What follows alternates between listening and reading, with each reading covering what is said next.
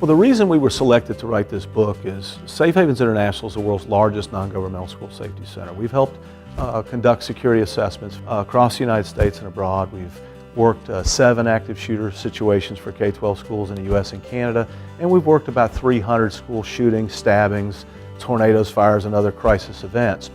And we regularly keynote conferences, and we've had a lot of people that have come to us for assistance. We assisted with the White House Active Shooter Training Program, which covers not only K-12 schools, but higher institutions of higher learning and places of worship.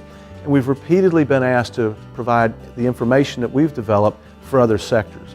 And so this book is designed to take our information, as well as the work of many other experts in the field that we've synthesized, and make it into a digestible format so that people can learn and retain and remember some pretty important but often very simple to apply concepts. Generally in our work, we reach schools, law enforcement agencies, government agencies, other people in those types of fields, and we don't really get to reach the average person that much. We don't really get to reach the person on the street, the everyday individual, the housewife, the husband, the brother, the sister.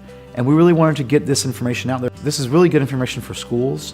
There's some really groundbreaking stuff, some really cutting-edge concepts in this book that schools can use to further their safety. But what we found when we were doing our research and writing the book was that these are things that the average person can use. People who worked on this book, the people that we were able to tap into to get their knowledge and their expertise in this book, these are some pretty hard hitters. They present regularly at national and international conferences. They are not only experts in research-based techniques, but they're experts in their field. They're practitioners.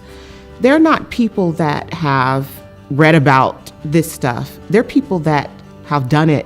They're doing it now. And so I think it's important to know that when you're reading this book, you're reading people's accounts of what they went through, how they deal with acts of violence every day. You develop skills and confidence to use those skills. That's why we're afraid. We're afraid that whatever is happening will overwhelm us.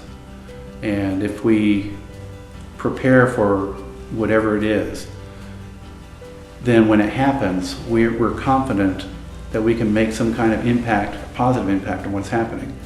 And so we will feel the fear, but fear will not overwhelm us because we feel that with confidence that we have the skill to address it.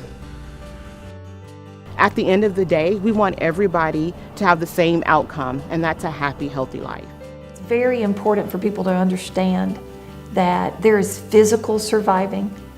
You know, how do you survive when bad things happen? Well, part of it is we protect ourselves physically, we protect ourselves with our homes, we protect ourselves with our cars, we take care of ourselves physically.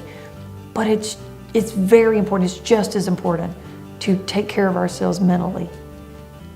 To survive something that's happened, to survive something that's life-threatening, and to be able to grow through that, to be able to come out of that with a different mental attitude, to not let it ruin your life.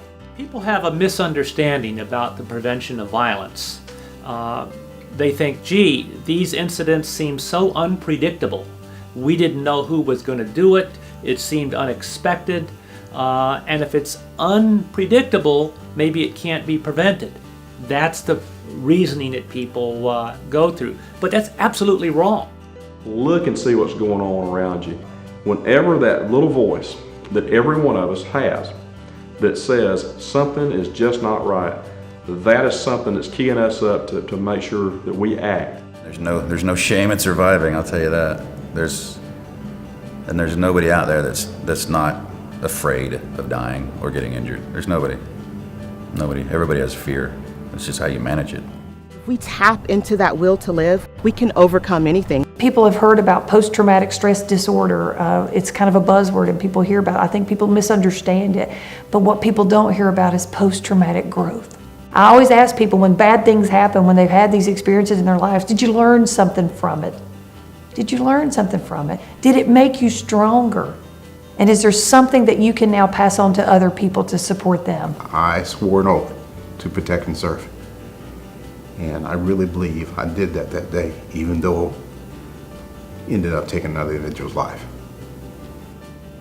That first 30 seconds was the toughest 30 seconds of my life. When I had that gun, shotgun, looking me square in the eye, we had to make a decision then. Our purpose is to reduce death, injury, and suffering. Our purpose is to take techniques that have been proven to work, that have been validated, and put them out there into a broader arena so that people in other settings can share the information that's been making a lot of our schools a lot safer than they used to be. I know the media portrays the world as being a dangerous place. For example, we've seen tragic situations occur, missing airplanes, people dying in mall shootings, even in schools. For example, we saw the tragic acts of violence in schools such as Sandy Hook, Columbine, Paducah. Those cases, even though they were tragic, they're still rare. If we look objectively and statistically at rates of violence in schools, they've declined substantially since the early 1990s. Violence in schools is about a third of what it was 20 years ago. School shootings represent a very small fraction of violence in general. Actually, homicides in school represent about 1% of the homicides that children experience every year. So while any homicide in a school is too many, we need to keep it perspective that schools are very safe places, that children are in much greater risk outside of school than in school. It's important to keep a good, positive perspective that this world that we live in, it's not so bad. We will survive. It's about staying alive.